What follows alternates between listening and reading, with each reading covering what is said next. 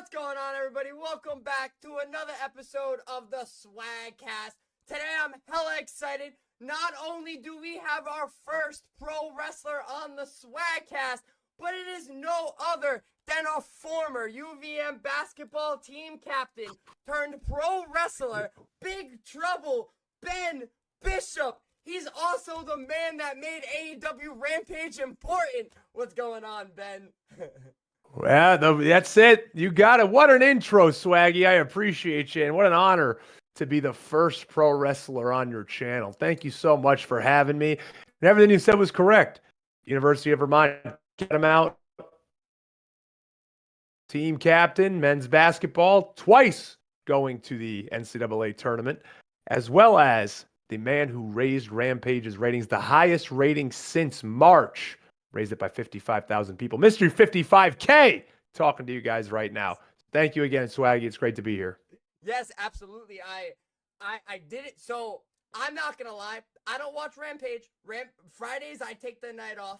Sometimes I'll tune into SmackDown. But now since you topped in though, I have to start watching Rampage because I never know when the next Ben's gonna pop up, right? However, the thing that really caught me was all of the skits that you do, the online skits, and I was like, "Oh, this guy's got it. This guy's got everything." So, however, I wanna get right to the beginning. Standing at 7 feet tall, I didn't even have to guess that you were a power forward and a center. I didn't even have to guess. Yeah. I knew you were a very tall man. And I didn't even have to guess that. However, going into it, I kind of want to ask, like, how do the 4 years of basketball, team captain, making it to the NCAA tournament, how's that translate to pro wrestling? You know, I just being an athlete really helps to translate into pro wrestling. There's many people who try to get into pro wrestling. Well, I've also been a fan of pro wrestling my entire life. So I've always enjoyed professional wrestling. I've always watched it. I never really had any, honestly, a lot of my friends weren't really big fans of professional wrestling at all. I was kind of a loner in that sense of watching pro wrestling. But basketball, just being an athlete helps a lot, helps a lot with footwork, helps a lot with moving your body in space, knowing, just being coordinated. A lot of people that just try to get into wrestling because they watch it on TV and they've never done anything athletic, very difficult.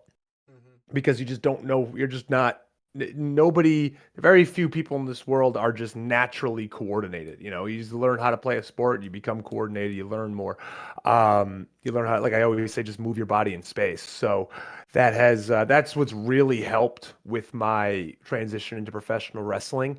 And just so that's really kind of it. I mean, everything else, all the accolades and all that, those are great. But just being a athlete my entire life has given me a leg up and allowed me kind of to, you could say, fast track training a bit and, get over some of the initial hurdles that there are in professional wrestling training. Yeah, absolutely. And that's a big thing we see in NXT nowadays, where they're just pulling in college athletes and they're training them from scratch and getting that all done. So now 2013 college ball ends. But Yeah. you don't make your professional wrestling debut until around 2019. What was kind of like, what took so long? What was like 4 to 5 year gap? Was Good that question. Well, or no, honestly, I'll tell you kind of how I got started in it. I mean, I went to, I never thought I was going to be a wrestler. Like after college, I didn't say like I'm going to go be a professional wrestler, right? I went to grad school. I moved to Maryland. I went to University of Baltimore, and then I played a little bit of Australian football for about 3 years in Baltimore and just in the States, not in Australia. So it was kind of like a glorified men's league, you can call it. We traveled a bit, but it was a lot of fun, a lot of good buddies, and we went to a few, traveled around the country. So that was a lot of fun. And then after that kind of ended, I was kind of done with that. I just had to figure out what else I was going to do. And one day it was September 2019, and I'm just sitting in my house. I was listening to Busted Open Radio, and Enzo Amore was on, and he said that he was going to be at a show in Baltimore. So I decided, hey, I'm not doing anything tonight. My wife was dog sitting for a friend, so I said, all right, you know what? I'm going to go. I know no one else was going with me. I was just going to go alone and check it out. I haven't been to an independent wrestling show since 2014 at that point. So this should be fun. So I go, just kind of watching, hanging out, enjoying it. Intermission comes, I just kind of get up, stand in the back, just minding my own business, and Gilbert comes up to me, and he's just like, "Who are you?" And I was like, "I'm just Ben." And he's like, "You're not a worker?" I was like, I didn't really know the term worker at that point, so I was just like, I have a job, but I'm just Ben." And he's like, "But have you ever thought about wrestling?" And I was like, I'm like, man, I've always been a wrestling fan. I love it. And I'm kind of, semi marking out a little bit because I've never met Gilbert. I knew Gilbert. I knew who he was. And it was cool to meet him, but I'm just trying to like, play it cool. He said, well, let me introduce you to Jimmy. I was like, I don't know, who's Jimmy, right? I don't know who Jimmy is. So he walks me up to James Ellsworth, and Ellsworth turns around. He kind of like, who the hell are you? And he's like, do you want to try this? And I'm like, yeah, I would, it's always been my dream, man. He's like, well, give me your number. Give me your number. So I get his number. Next day, I'm taking my first bump. Literally the next day on the next show that they had in Hanover, Pennsylvania. Took my first bump right before a show, trained a little bit, learned a bit how it was. I took my first bump and I was like, whoa, do I really want to do this? Because it's a lot. It kind of rattles your senses a little bit. But I immediately, the whole day I was smiling, enjoying it. I'm like, this is exactly what I've always wanted to do.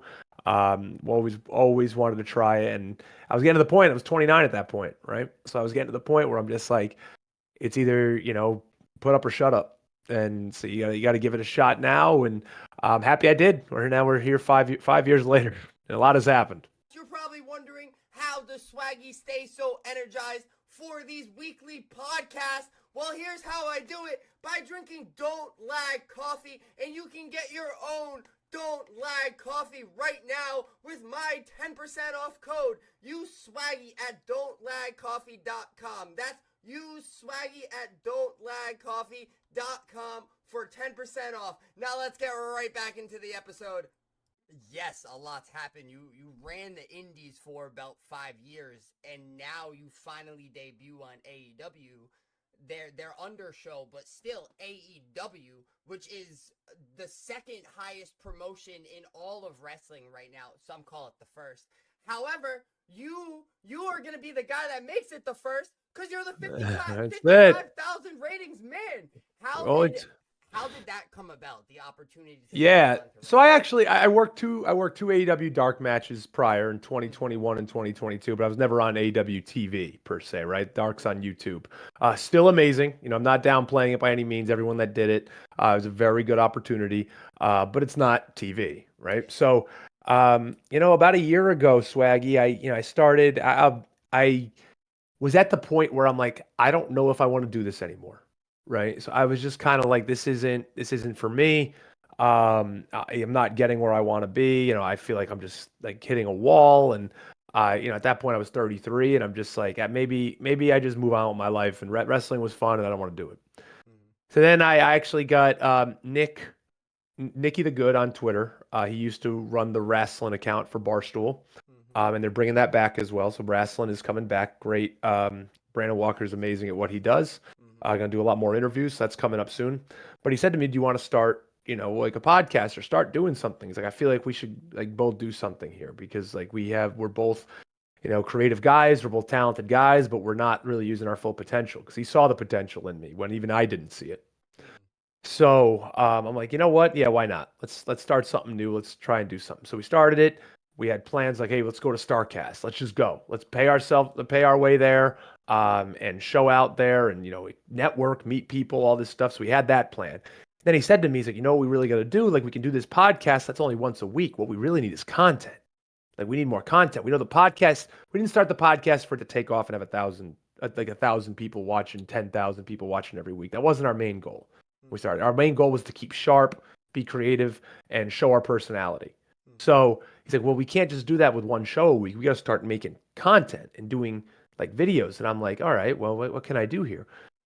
And so I started thinking like, well, I always have fun. I make jokes with friends in wrestling about like how silly wrestling can be and like all these like little nuances wrestling has that are just unbelievable, unlike anything else that anybody, it's like a circus, right? I mean, that's what it is. Wrestling's a circus. Professional wrestling, independent wrestling's a circus.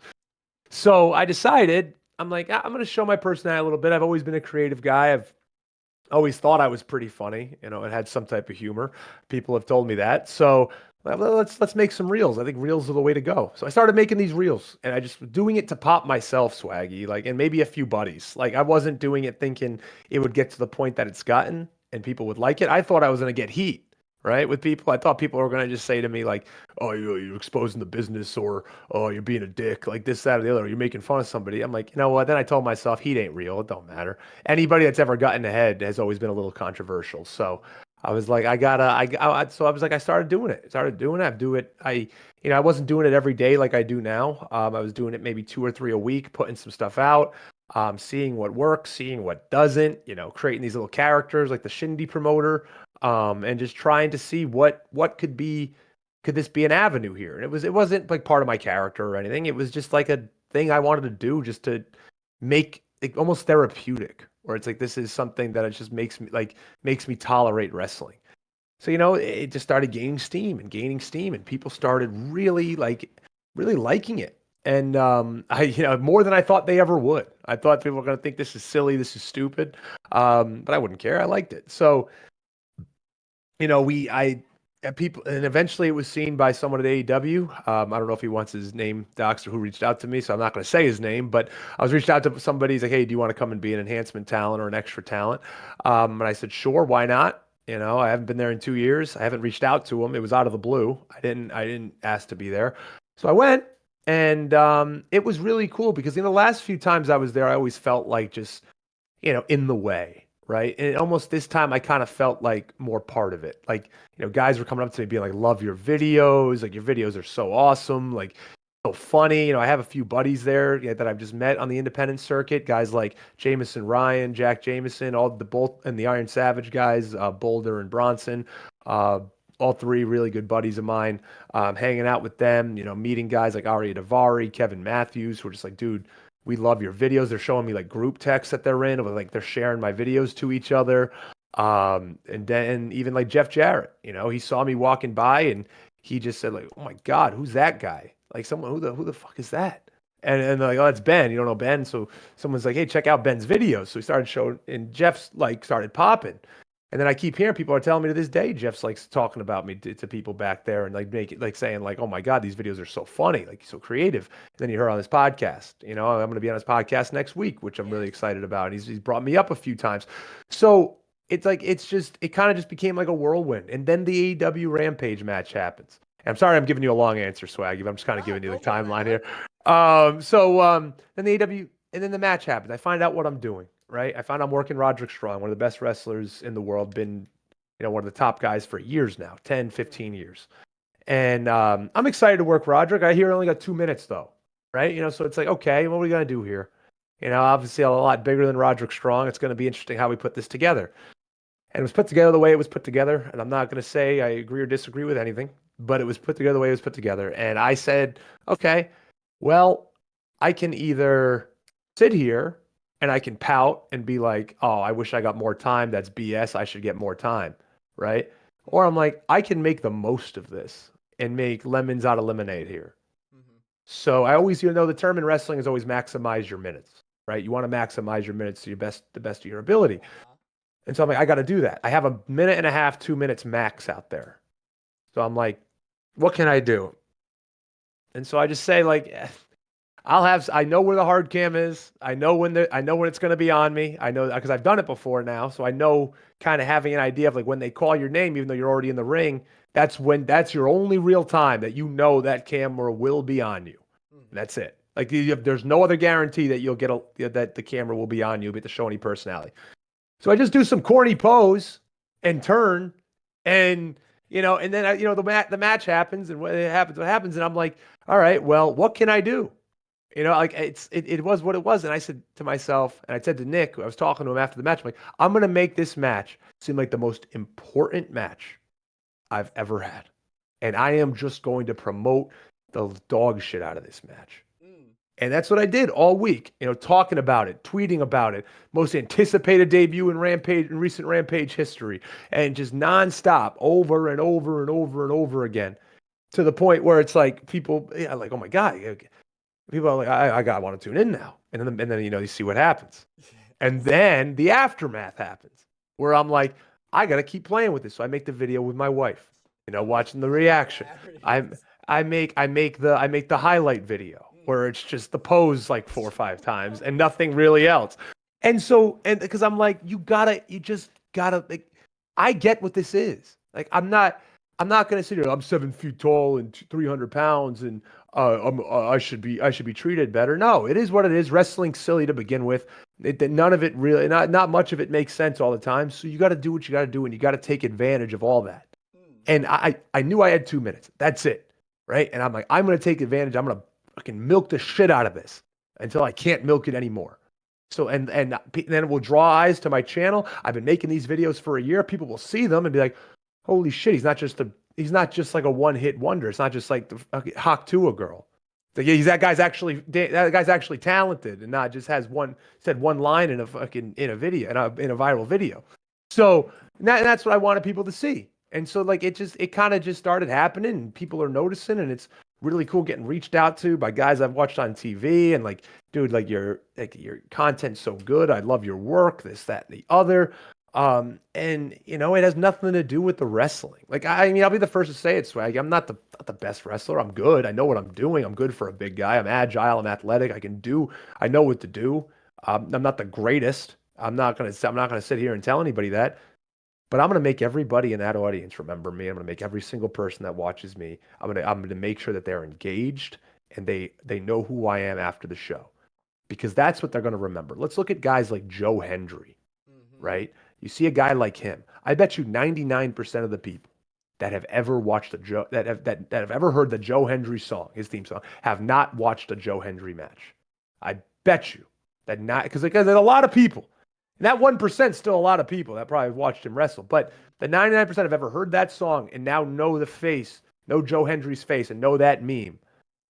I bet you they've never seen him wrestle. But it doesn't matter. It doesn't matter whatsoever that they haven't seen him wrestle Mm. because he has engaged with the online audience, now engaging with the NXT audience. Obviously, he was with TNA for years. He was with Ring of Honor before that.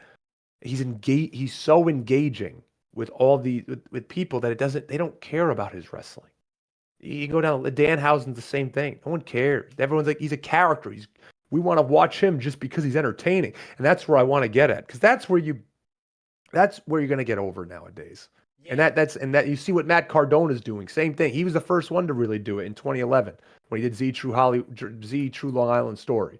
Mm-hmm. So that's the name of the game now. It is. And if you're just sitting there and you're like, I'm not getting enough time on TV, I'm not being utilized correctly, this, that, or the other, you know, you're just doing yourself a disservice. You're just throwing a pity party. You're gonna feel sorry for yourself when you can work to get yourself over because it's never been you never had the opportunity to do that in history. Like get yourself over on social media. Do something. Don't just sit here and act like all you need is TV time because more people are going to see you on social media than they're going to see on Rampage. That's just how it goes. Well, yeah, So hundred that's percent. That's even like that for some. Like I know he's already super over, but Drew McIntyre, the last year he's been using Twitter, and look at how much people care more about his mm-hmm, story now because he's perfect. putting it on social media, or the Liv Morgan stuff.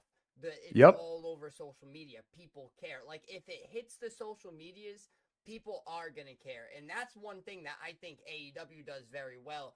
All of the AEW wrestlers are always tweeting, so they're always Yeah. all over social media. And I actually was very curious. The week from when you debuted on Rampage to when you dropped the episode saying, "Up, Rampage's ratings went down again because they didn't have me." How many followers did you gain? A rough estimate, because I know it was a lot. I know it had to be a lot because I definitely know I wasn't the only one that discovered you within that little amount of time. Yeah, I mean, uh, the video that really got me the most was the one walking into my house with the title belt and my wife saying like, "I don't care, you still got shit to do," and there's shit on the Yeah. floor, pick it up. That's what gotten me the most. I don't really, honestly, from the Rampage match to now, I know on Instagram I've grown at least 3 to 4 thousand followers just on Instagram alone. On Twitter, maybe like 2,000 followers on Twitter, 2,500 maybe. Yeah, no, Instagram about 4,000, Twitter about 2,500.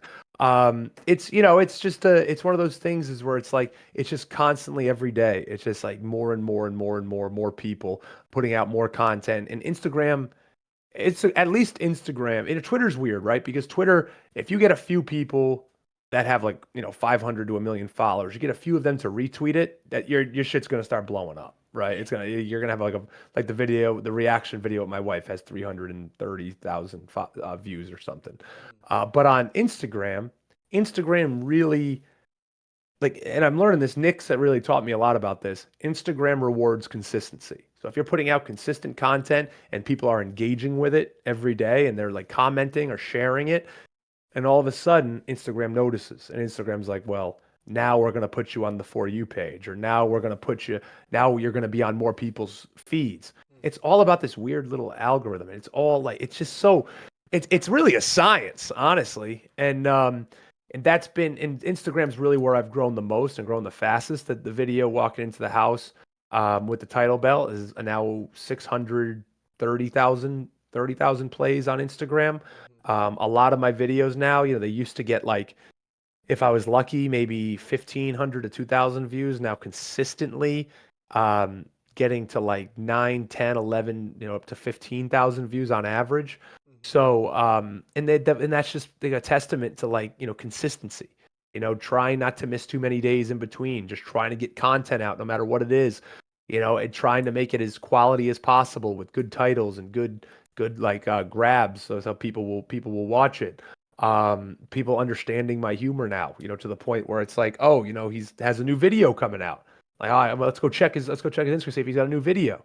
You Mm-hmm. know, people sharing it with each other. It's like, oh wow, look at this guy's funny. Let me go check his other stuff. Oh, okay. And I got so much that I've done over the past year that not even many people have seen. Like, Yeah. I've posted stuff on Twitter, like in January, February, that I thought was like funnier than the stuff that I put out now, and it's like I'm just gonna like be like, hey guys, just so you know, I did this too, because then it was getting like, you know, 300 views maybe, or like something like just like not too much.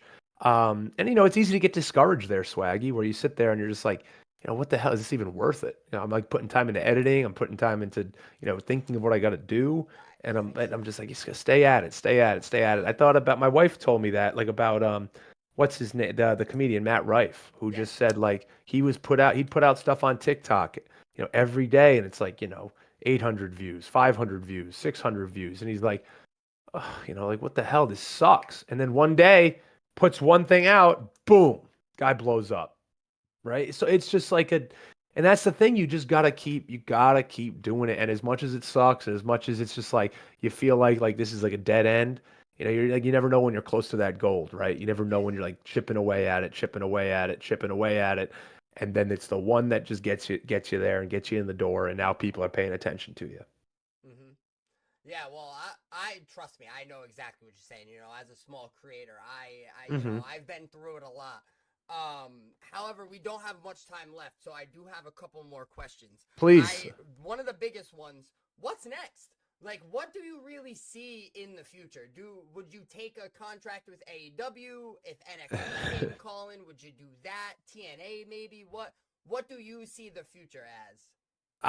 Man, and everyone's saying to me, and people have been saying to me, man, you're getting close. You're getting close. We think you could be signed soon. We think you'll be signed soon. I don't know. I don't know, Swaggy. Honestly, like I mean, I'll go wherever the best opportunity is. I'm not above anything. I'm not going to say like, oh, I'm only going to WWE, or I'm only going to AEW, or I'm only going, or if TNA comes calling, I'd 100% take that opportunity. There's great talent in TNA.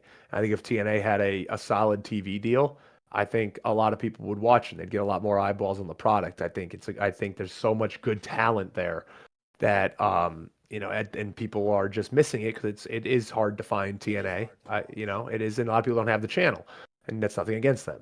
Mm-hmm. It's just the way it is. So I would, I don't know, and I'm at the point, Swaggy, where I'm saying to myself like, don't worry about the contract anymore. Just keep doing. I'm just going to keep doing what I'm doing. I'm going to keep having fun. I'm getting more people to pay attention to me. It's starting to, almost be a blur some days, and like things are happening fast. More promotions are following me. More people want to bring me in. getting asked about dates, and then that's awesome. And I just want to ride the wave as it comes. I know there's a lot of up and downs in wrestling. It's a roller coaster. I know, they're a high right now. There's going to be some downs. There might be another high, some downs. It's how it works, right? So you can't get too high, you can't get too low. I'm just going to keep going day by day and see where it takes me. Okay. See, a lot of people would have been like exactly what you said. Like a lot of people would have been like, I'm a WWE guy or I'm an AEW guy. But I love how you kind of just gave everybody their love. Uh, It's money, man. I mean, at the end of the day, yeah, everyone's in this business to make money, and if the money's exactly. there, I don't care where it is, dude. Like, I mean, yeah, everybody wants to be at WrestleMania. Every wrestler will say that. Like, you want to walk down the ramp at WrestleMania and have a match. That's the number one goal of every wrestler. And if anyone says that's not their goal, that they're just lying, or they won't ever be able to do it. It's so that's always the number one goal, but I know that's not always going to happen. Not everyone's going to be able to do that. It's like being in the NFL, right? You're not going to catch a touchdown in a Super Bowl. Not everyone can do it. So, you just got to take the small wins and see where it goes. Absolutely. So up to this point, what is your favorite match that you've wrestled? It could be a short match, it could be a long match, it could be an indie match that people would Yeah. never be able to find. Well, I really enjoyed one of my favorite opponents that I've worked against. I've worked against a lot of great people over the past few years. One of my favorites was Matt Riddle. It was really great to work with Matt Riddle. And we've become very friendly, see each other a lot on the road and on different shows, hang out. Great guy, just an absolute awesome guy. He's a guy who's on the indies and he wants to work. He wants to help guys. He's not just going in to phone it in and have an average match. He wants to have good matches. He wants to give everybody 110% of what he's able to do. I think he's one of the best wrestlers in the world, one of the most underrated guys.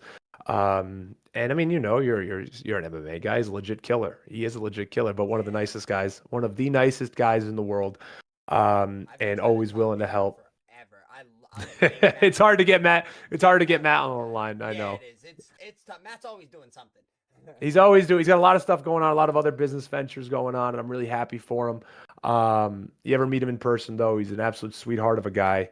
Obviously, just never get on his bad side, but he's a great guy. And that was probably my favorite indie match. I had that back in March of this year. Also, I've had some other great matches with Preston Vance. Really enjoyed working with him at AEW. I've worked with Alex Hammerstone, Steve Macklin. I've James Ellsworth trained me, so I've had a ton of matches with James Ellsworth.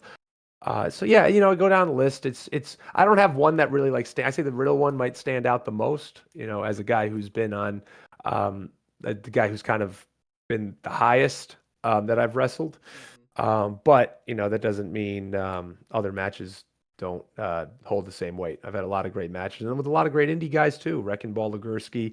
I've really enjoyed my match with Big Game Leroy up in New York. Working guys like Damian Fenrir from out of at WCPW in Chicago, Richard Adonis, Trax. It goes down the list. I've worked with a lot of great guys.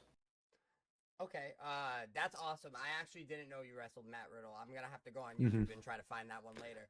It's Uh, easy. It's easy to find. It's in a small VFW. I mean, it's a match that should be in an arena, but you gotta do what you gotta do on the indies. one day it'll be an arena. So, One so day. I asked you your favorite matches. Now, what are your three dream matches? Absolute dream bangers. Oh man, Swag. I hate to answer.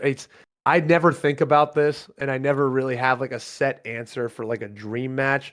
Now, I always say like my number one match somebody that it just of all time, right? If I could pick one opponent from all time, hmm I would say I'd want to work Bret Hart. Number one, I remember the Bret Hart matches when he had with like Kevin Nash, who's my favorite wrestler ever. And he always made Kevin Nash look like $1 million. I think Bret Hart's one of the greatest workers of all time.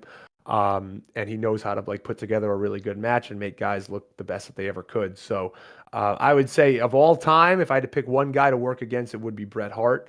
Right now, I mean, man, I don't have like one person that I can say like I want to work against that guy. Everybody would probably say like the top guys, or you want to be in the top programs, maybe like a Randy Orton. It's getting towards the end for him, but um, I think, underrated of how good he is and how great of a wrestler he is. I would love to work a guy like a Dolph Ziggler as well. Talk about a guy that can make people look good. Um, You were actually just and trying to be the third Nemeth brother. yeah, third Nemeth brother. Yeah, brother, you got to politic. Yeah, just gotta get out there, see what works, right? Throw shit at the fan and see what sticks. Yeah, I mean, there's a lot of guys out in the indies right now I'd love to work with. I'd love to. I think me and Cardona could put on a great program anywhere. I think we could have a great banner back and forth. I think that I'd love to work with a guy like AJ Francis as well. I think Solid. he's extremely talented. Yeah, yeah. I think he's very talented. I also think he's very underrated with his ability. So we all know he's a great promo ability, but he's also a pretty good wrestler as He's an well. amazing wrestler. And It's we that could, one and we, flop that everybody gives him like I bad know, I like know, and that could happen to any of us, it man. can That can happen happen to to any. anybody. It can happen to anybody. He's a hell of a talent. He's a good guy, and he'll tell you how good he is. He definitely will. Oh yeah, But he will. I'll tell you too. But yeah, there's a lot of guys in the indies that and I've been fortunate to work with a lot of great indie talent, a lot of great former WWE, AEW talent, and I hope that continues. Absolutely. Well, shit, I know it will because you're the man. You got Oh, everything thank you, going dude. for you. I just know you'll be signed soon. I don't want to sound like the rest of them, but I know it. I know it. However, thank you Thank you, so much brother. for coming on. I'd love to have you. It was a great fucking conversation we had. I'd Absolutely, love to man. do it again. Best of luck to all Definitely. of your endeavors. I wanted to sound like WWE on that one. Yeah. Well, hey, dude, thank you again. I appreciate you for reaching out and having me on this show. And yeah, I'm sure we'll definitely do it again in the future. Absolutely. And if you want to plug anything, now's the time. Yeah. So coming up for me, I have a show coming up in Georgia, August 10th. I'm the party animal champion at Disruptor Wrestling in Buford, Georgia. We got a show August 10th at Tannery Row. That's again is in Buford, Georgia. Disruptor Wrestling.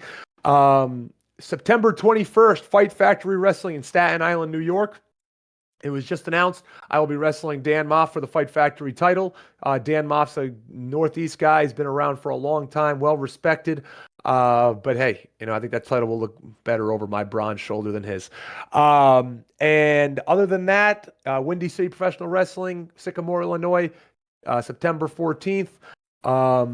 Yeah, and just really at the end of the day, folks, catch me on social. That's where I do my most of my work at Big Trouble BB on Twitter, at Big Trouble BB on Instagram.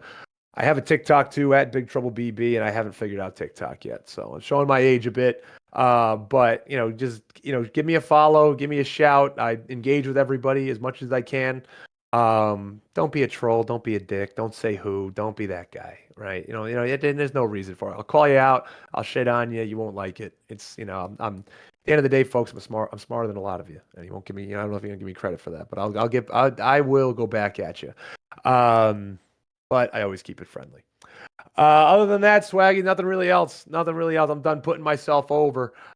This is great, everybody. Thank you so much for listening. If you listen this far, and Swaggy, you have a good one. Thank you, brother. I Yes, appreciate your time. absolutely. We'll see y'all next Wednesday. We're out of here. Peace.